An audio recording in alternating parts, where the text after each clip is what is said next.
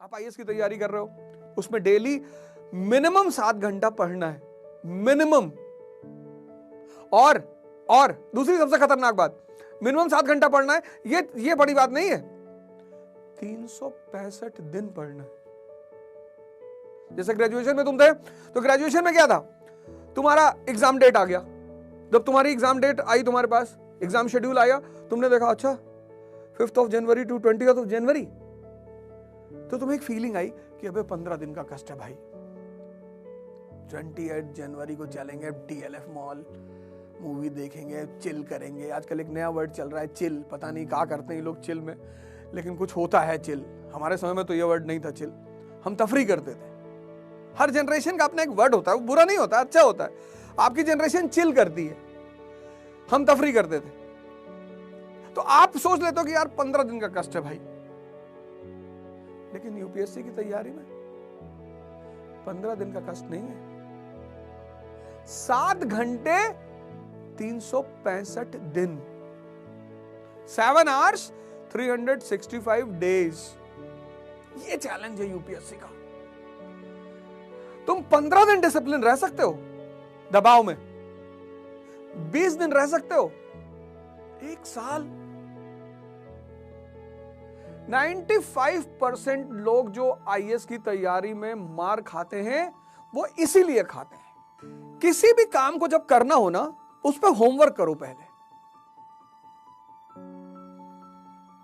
पता करो ये क्या है, यूपीएससी क्या है, तुम यूपीएससी देना चाहते हो, क्या है ये, इसका सिलेबस क्या है, ये मुझसे क्या जानना चाहती है, कोचिंग क्यों जाना चाहिए। तुम बिना क्या जाने कूद पड़ते हो। जैसे कुछ लोग स्विमिंग पूल में तैरते हैं सोसाइटियों में, मैं उसको तो तैरना मानता ही नहीं।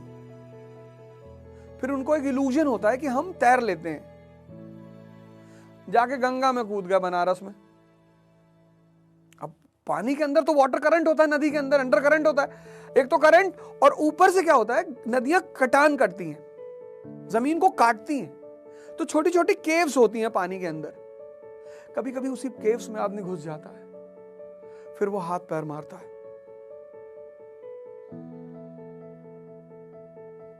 और ज्यादातर लोग हाथ पैर मार के मर जाते हैं।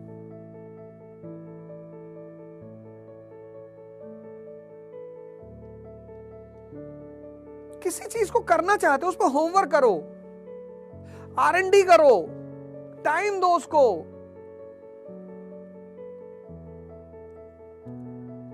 सिविल सर्विस एग्जामिनेशन भारत का एक ऐसा एग्जामिनेशन है जिसको एक ऐसा वर्ग चाहिए, एक ऐसा क्लास चाहिए जिसको प्रैक्टिकल यूटिलिटी ऑफ सब्जेक्ट्स पता हो, थ्योरेटिकल नहीं, प्रैक्टिकल।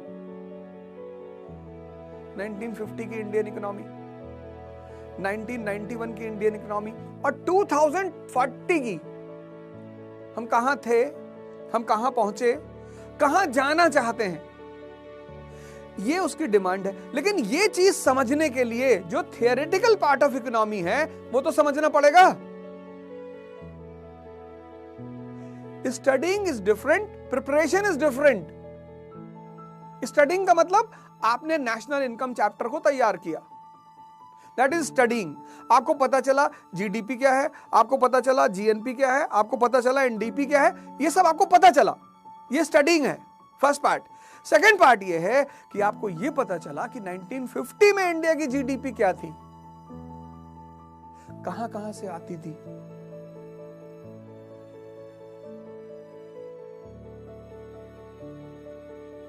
नाइनटीन 91 में उसका क्या हाल हुआ,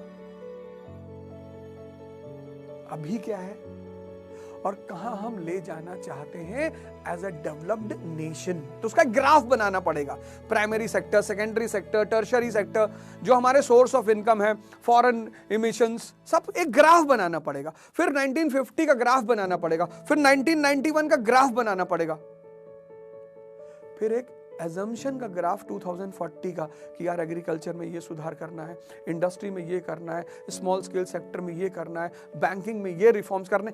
this is called as preparation.